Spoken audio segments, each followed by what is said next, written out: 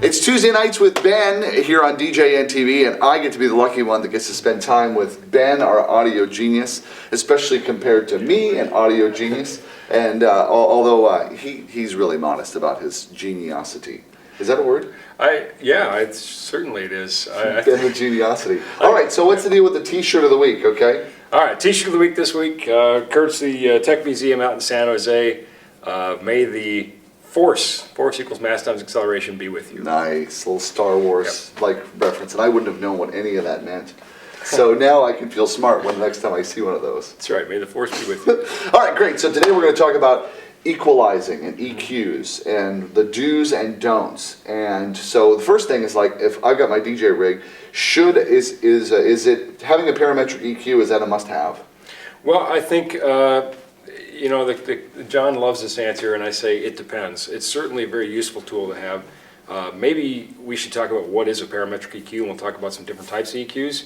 I think it's a very good thing to have, but it's certainly not essential. You can make sound without it. Maybe we talk about what we do with it, and that would actually fill in the blank for anybody that goes, I do need that, or I could totally skip that. I can use my high-low on my mixer board.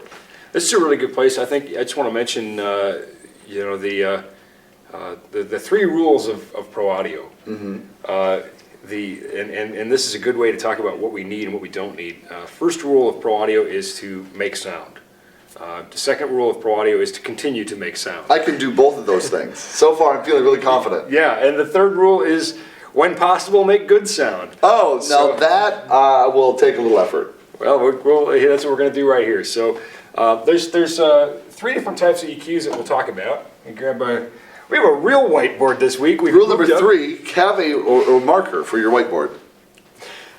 Three different basic types of EQs are we'll call it a graphic. 2 is a parametric. I should have been a doctor with handwriting like this, right? Oh, don't worry. You just hit Google Translate, and then you'll see what he's put. It's going to come up as Chinese. And third, just for the sake of fun, we'll call it a shelf. A shelf. Yeah, okay. We're keeping this simple. Working in groups of 3 today. First, a graphic EQ, you probably see where it has notches, and we'll draw that out in a second. We'll talk about the what that'll do for you and some of the limitations. Now, you mentioned parametric EQ, which immediately warmed my heart. I'm a big fan of that, and the biggest reason, and we'll look at a drawing here, that is, if we take a look at the word parametric, we can see that it's really the word parameter, and that's exactly what a parametric EQ lets us do. It lets us really get in and adjust the parameters of the EQ. And then a shelving EQ. And that's parameters like frequency by frequency. Right? Yeah. Because you have what is it? The scale goes from 20 hertz to a million hertz. What exactly is the scale on an equalizer? Well, you're hearing probably, let's see, at your age. What do you mean my age? Yeah, you see a little gray there. I'm like 22. I just can graying a little early. Oh, well, then, you could probably hear too about 17 kilohertz, not a million hertz. But, all right, let's take a look. Here's my frequencies. And here's my 20 hertz. Here's my 20 kilohertz. Okay, low frequency, high frequency. All right, because sound is all made up of frequencies. So it's either lower on the scale or it's higher on the scale. Exactly. All these, they're sound waves and different frequencies. The lower the frequency, the longer the wave. The higher the frequency, the shorter the wave. And now we're going to talk about this being our EQ, and from our 0 point here, we will either boost our signal or cut our signal. Or in the frequency range, per frequency. Before we get into this and the frequencies, first rule of EQ is only as much as is necessary, and always better to cut than boost. Anytime we're boosting, we're adding gain to the signal and potentially distortion. So whenever possible, and first order of business really is to cut before you boost, and don't overdo it.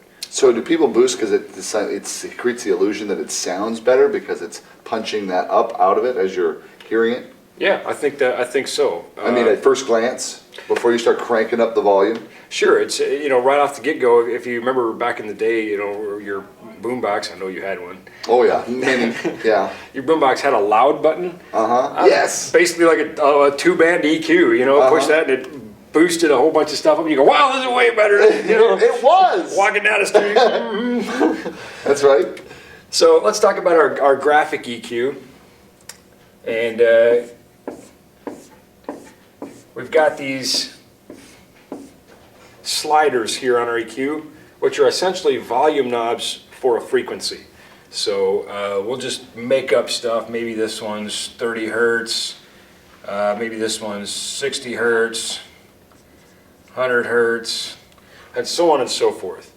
And each one has a fixed width of some number, some octave or fraction of an octave or something. So it's taking out kind of a swath of frequencies. It's not really as narrow as the knob makes it look. It's maybe affecting an area like that if we adjust that up or down. So consequently,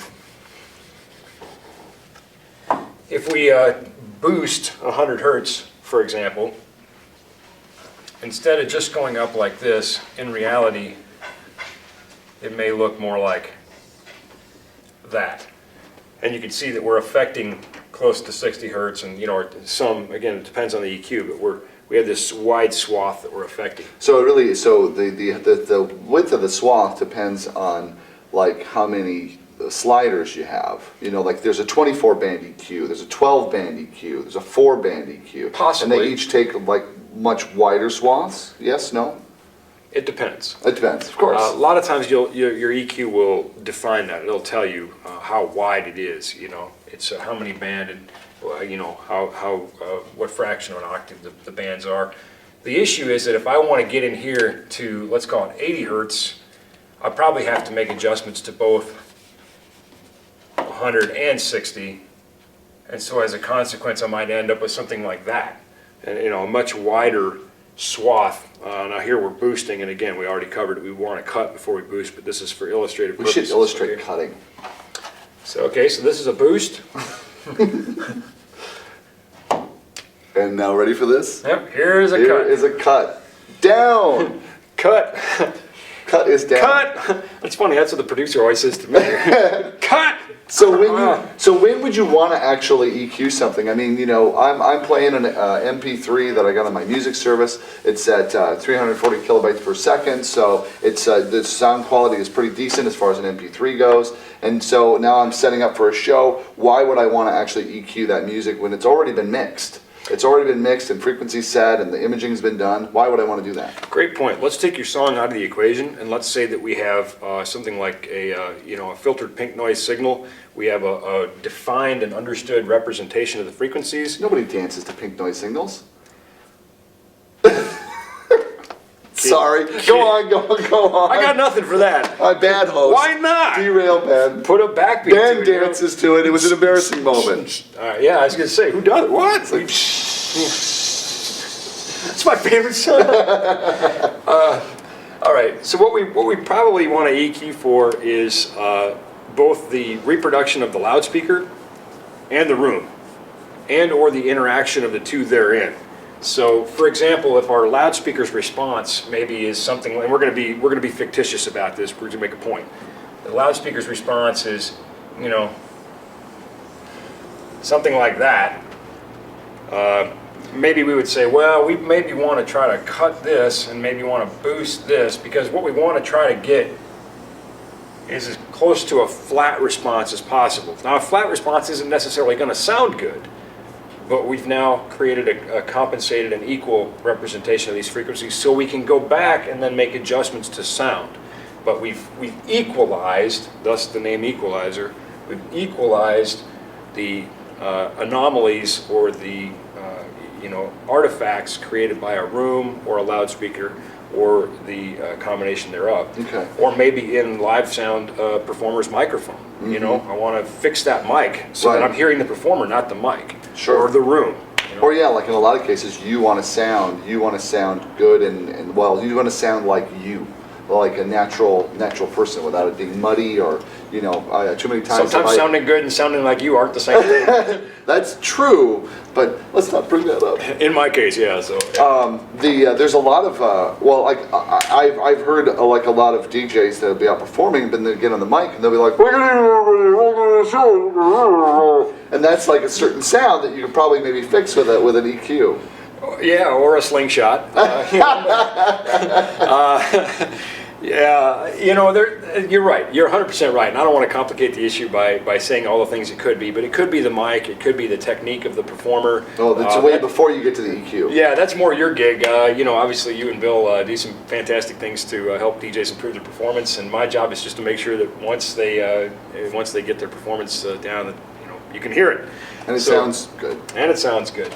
So okay, so back to the topic at hand. I'm asking such irrelevant questions. No, they're very relevant questions. They're very good questions. Before you erase that, though, you had like the response of a speaker that you put up there. Mm-hmm. Now, would I look on the back of the speaker to get that information? Like, what is the response of a speaker? Like, do certain speakers have like, well, we're really strong in these frequencies, or the design boosts this certain frequency and cut is low in this frequency? Is that what you're getting at?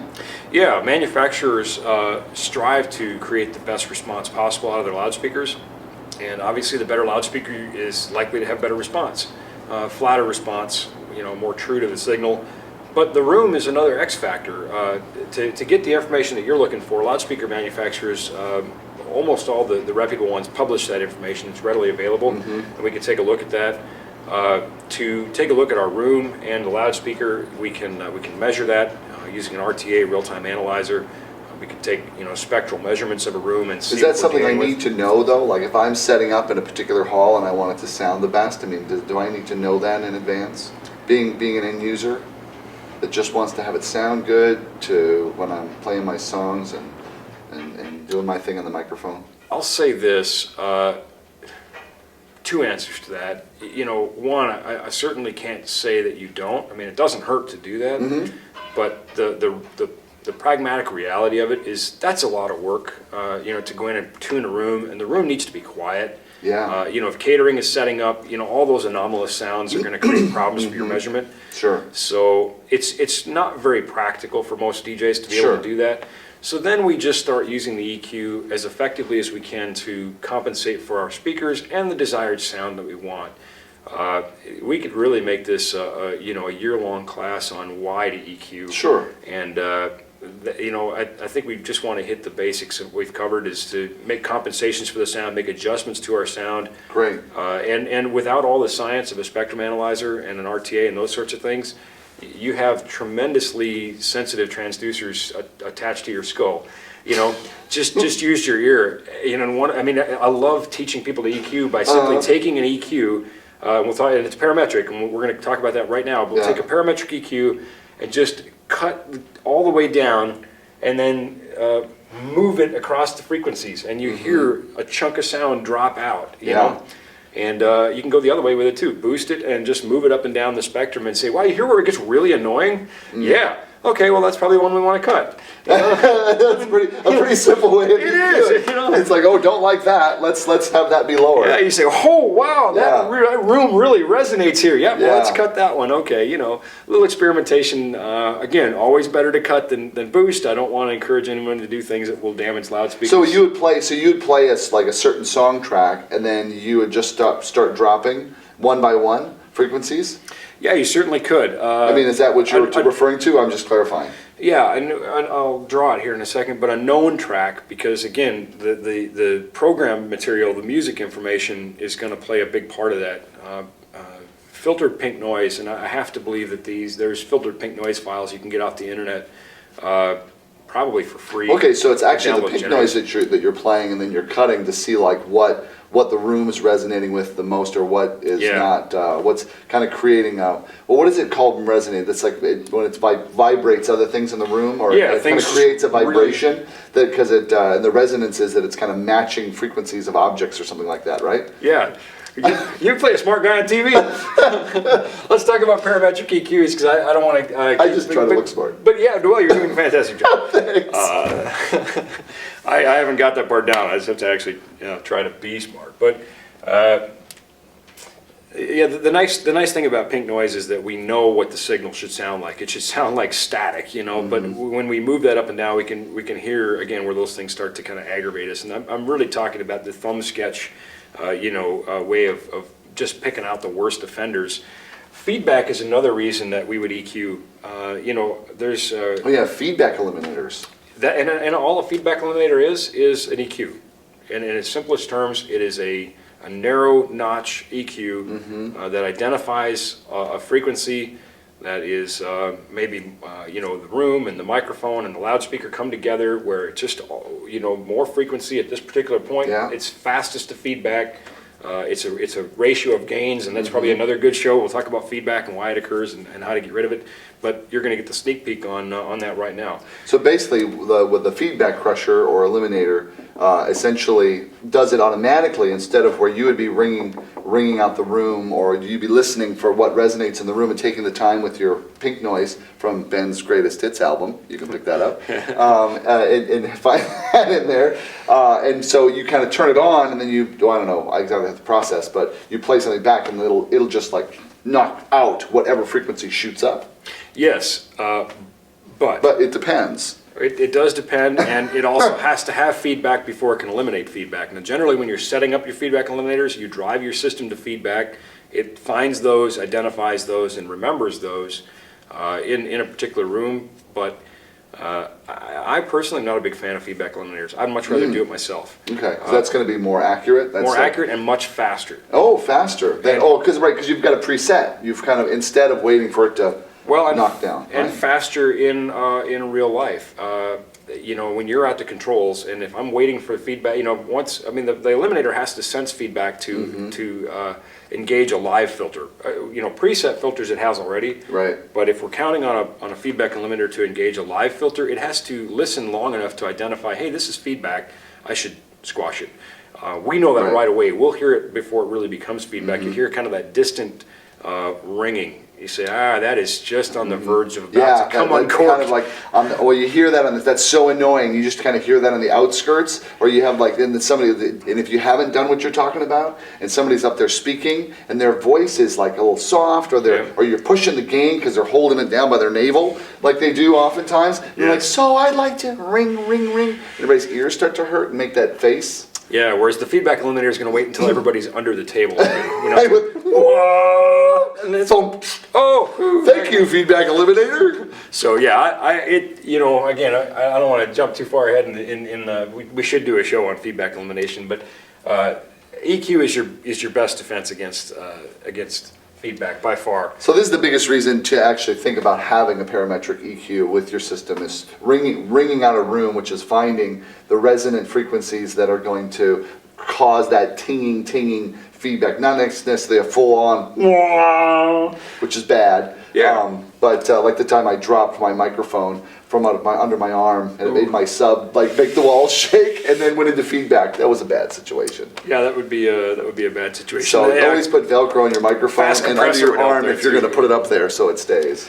Ringing out a room, eliminating feedback, and just improving the overall quality of the sound, bringing up frequencies that we want. A lot of times you see people will make kind of the smiley face EQ. Oh yeah, the smiley face. I've done that one before. Well, more bass, more high end. Shame on you. Cut out the middle. We talked a little bit in another episode. We talked a little bit about why we do that, and that's because the sensitivity of our ear kind of peaks in the middle, and so we don't hear those frequencies as well. So we want to boost those up. There's things called the equal loudness curve. I think I talked about this in another episode. We talked about Fletcher and Munson, a couple of scientists at Bell Labs back in the early days. But now we're going to talk about parametric EQs. Yeah, and speaking of frequencies, there's some filtering into the room right now. Okay, so you don't want to do the smiley face, is what you're saying?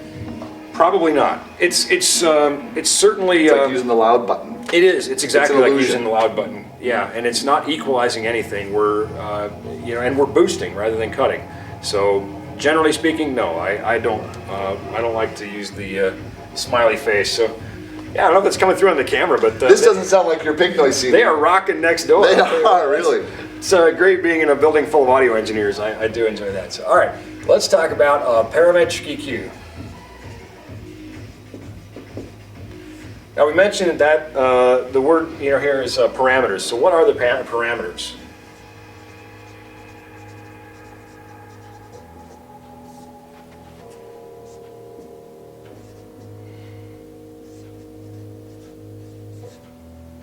I was going to take one quick step back because we started and then I jumped you ahead. So I think that this graph of the frequencies would be a really good way to just kind of illustrate the three different types of EQ controls. Sure. This one was step, one was shelf, and one was parametric. And we've mostly been talking about parametric.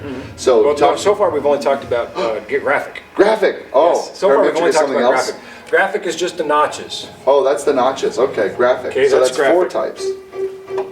Just three: graphic, parametric, and shelf. Oh, okay, great. So what are the other two? Okay. To illustrate on Number this. 2 is parametric. So I like pictures. Okay, so now we're talking about parametric. And parametric, we have these parameters that we can adjust. Okay, parameter 1 is the frequency. We can adjust it. We're not stuck with notches. We can dial it in to exactly what we want. We say, I want you to be. Remember, we were going between 60 hertz and 100 hertz before. We wanted to get to 80 hertz. We could go to 80.2 with the parametric. Particularly the digital ones, the DSPs. Wow, very cool. And they draw you pretty pictures that show you what your EQ is doing. Yeah, that's really cool. 2 is the width. Remember, on the graphic EQ, we had a fixed width. We were stuck with that. And then And the 3 width is the distance between the frequencies. Exactly. We're gonna draw that. And then number 3 is the gain. How much cut or boost do we have? That's the same as a graphic, but the big difference here is the frequency and the width. So we can identify that we want to be at, oops, better put an H in there, 80 hertz. There we go. Okay. And we have our parametric cut at 80 hertz. But we are taking out a huge swath of our signal right now. Because there's so many more frequencies here. Correct. Okay, there's our width, our Q. So we say, no, we don't want to take out all that. We can adjust parameter 2. Parameter 1 is our frequency, 80 hertz. Yeah. It's 80 hertz, even if I can't, Just trust him. even if I It's can't 80 write hertz. 80 anymore. Yeah. I just realized that I knew a word that only makes me smart around people who don't know anything about audio. But now I know what the difference between graphic and parametric, and so do you. Now let's say we want to be much more precise. Let's say that Yeah. we have a feedback problem at 80 hertz. I want to eliminate it, but I also don't want to kill my subs. Because if I did that, I now will no longer have any bass in my signal. It's Right. And just then- the most anemic signal known to man. And my problem is at 80.2. I'm going to make my Q, my width, much smaller. Like hieroglyphics. Oh, that's a cue. Yeah, sorry. Okay. This guy! All right, so I've made my notch much smaller now. Speaking of 80 hertz, we're getting... Can you speak a little louder? I don't know if this is coming through on the got camera, 80 but we are hertz getting, we're 80 getting hertz lit is up. coming in the room here. We are getting lit up right now. It's great. You can feel it in the floor. Oh, we shouldn't do this. Oh, All right. okay. We shouldn't try to dance. I shouldn't try to dance. So I have the ability to adjust how wide that width is with the parametric EQ. And then I can also adjust the gain. So And the gain is basically how cutting or increasing, right? exactly. So here's the parameters we can adjust. Frequency. We'll pick our 80 hertz and just kind of dial it in here. Our Q, our width.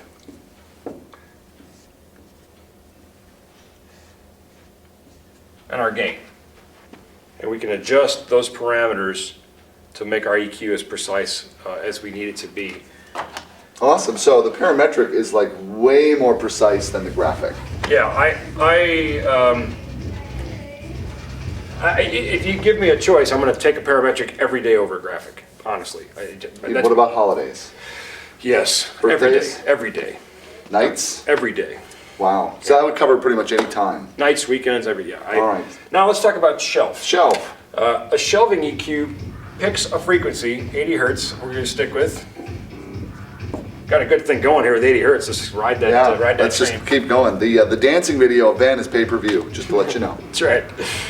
And Bonus content. instead of having a cue, the shelf is going to raise or lower everything from that frequency above or below, depending on if it's high pass or low pass.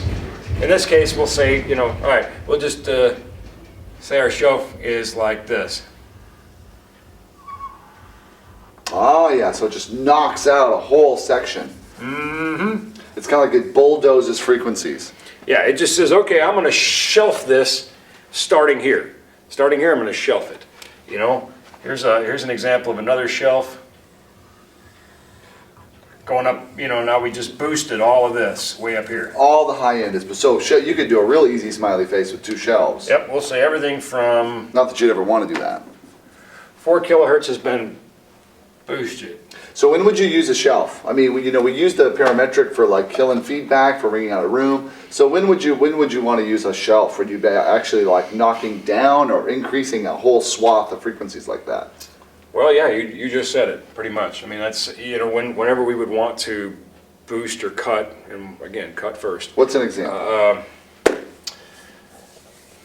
Maybe I want to just try to boost up the low end of my system, and I say, well, let's just add a little thump, add a little more presence. Thump. Sure. Because I may come back later, and say, well, I don't want anything below 30 hertz, like we talked about, So maybe I would cut my shelf back off, but sure, or make it a little brighter. Yeah, exactly. Making it a little brighter, a good example there. So give me an idea of a little brighter, because it's like, I know I probably made this mistake where I'm like, I want a little brighter. And I go like way up here, and everything is like, the gain is just like screaming up high, and it's like, that sounds really bright. Now that's probably too much. Yeah, we also use the word crispy. Crispy, and you're like, S.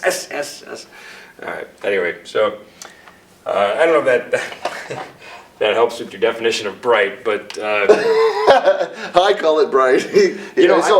So what I'm getting from you is crispy's bad. Well, I think so.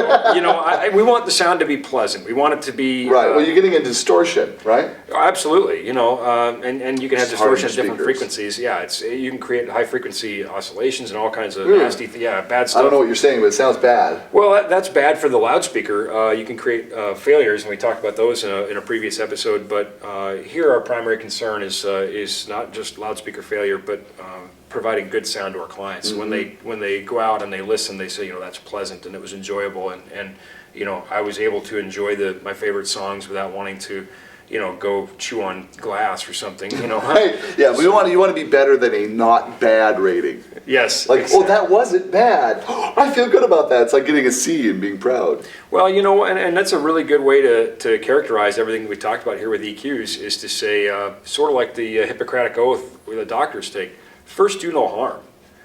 Let's not make our sound worse. Sometimes just because we have an array of buttons and knobs in front of us doesn't mean we should use them all. Yeah. We could put too much spice in the soup. We want to fix our problems, we want to improve our sound, but let's not get carried away just for the sake of creating work for ourselves. Play what ye will and do no harm. Yes, indeed. That could be the NLFX. Yeah, the Shakespearean way of mixing sounds. Hippocratic Oath. So going back to my question is, like, if you're going to do a shelf boost or a shelf cut, you don't want to go into crispy territory, what would be a good frame of, I know it all depends, and it all depends on the situation, scenario, and I know there are no definites, but in terms of a frame of reference per person, like how much, how little can you do a little bit of a boost shelf or a cut shelf before it's noticeable enough to be able to kind of create the effect that you want to create? Like, I want a little boost to the low end. Obviously, I don't want to like jack it all the way up. Or the same as making it brighter, I don't want to jack that all the way up. So what are increments that make sense? Well, you already answered the question, but I'll take a stab at it just to reinforce the point you did. You mean I did do it correctly though? Yeah, because the answer is it depends. I mean, if I understood your question, you're asking how much is too much, and there is no number, but I think. What about increments though? Increment, listen. Well, increment listen. Like yeah. what to listen for? Like kind of a rule of thumb. Are there any? Certainly, Yeah, I want to finish with the answer I was going to give I'll here. stop talking. Yeah, just please, just be quiet. Yeah. Bad host. Yeah, no, not at all. Jason and I have been friends a long time, by the way. So we, anyway, I think you know, certainly if you're boosting or cutting anything by 12 dB, there's an issue. You know, that's probably indicative of something worse going on. You know, we probably don't have to make such dramatic boosts or cuts, shelf or notch or anything else. We just shouldn't have to make such massive adjustments in our signal very often. I mean, and I think the reasons you would be far and few between. And I think all the other engineers in this building would probably agree that if you're boosting beyond 6 dB, which is 4 times the power, you know, or you're cutting beyond 6 dB, you've got a real issue somewhere that maybe is better addressed somewhere besides the EQ. That's not the purpose of it. You know, one thing to think about, your loudness button is basically, you know, like we talked about, like 2 shelving EQs probably, you know, something like this. And what this amounts to be, I don't know exactly what number that would be, but It looks like a lot. well, and that's the way I drew it. But you know, again, we don't know what this scale is either. Right. You know, if this scale is only +3 and -3, Exactly. then this is only 3. So, you know, but yeah, I don't want to be pinned down to a number, but I'll say that start with a little. So it sounds like what you're saying is like take very small steps and then listen critically, and not, instead of making giant leaps and going, oh, that sounds, waiting, like pushing for a dramatic difference. Wait till your speaker bursts into flames or something. But you know, and again, do so with known program material in a room that you can listen to. It doesn't make any sense if you can't really hear your sound, Right. And if you don't know the program material, then you're literally shooting in the dark. Yeah, and program material you're referring to is like... Again, I like pink noise. The pink noise. You know, I like pink noise, but have a favorite. Everybody's got a favorite song. You know, Something you just know the sound of really well. right? You know how it's supposed to sound. You know what the flavor of we call it coloring the sound. You know how you want your sound to feel, to see. You know, Right. And you can make those adjustments. There is nothing worse, and I've seen a lot of very experienced sound guys, but maybe they've been on the road way too long and they didn't protect their hearing. And, you know, this sound guy's got, major hearing loss. So, you know, he says, that's a sound guy I want to hire. We got, you know, boy, that high end is, and everybody else is going, holy Moses. That sounds just right. Yeah, he thinks, wow, that sounds good. I boosted up that high range that, you know, I lost in the 70s. Right. So, that's where something like an RTA or a spectrum analyzer, it's not going to lie. It's going to tell you, straight out what you're looking at. So. Right. Awesome. Well, this is terrific. Now I not only feel smarter, but I also can not embarrass myself around people who know something about audio with graphic parametric, and use my terminology right. Just throw the word around. I mean, we talked about it at the lighting symposium a couple days ago. We talked about galvanic isolation. It's a great, it's how I met my wife. It's a great pickup line. So I'd like to talk to you about galvanic isolation. So Google that and tune in next week. Parametric EQs are another one, so, And Ben will probably explain it. That sounds good. Thanks so much. That's Tuesday Night with Ben. Thanks for tuning in.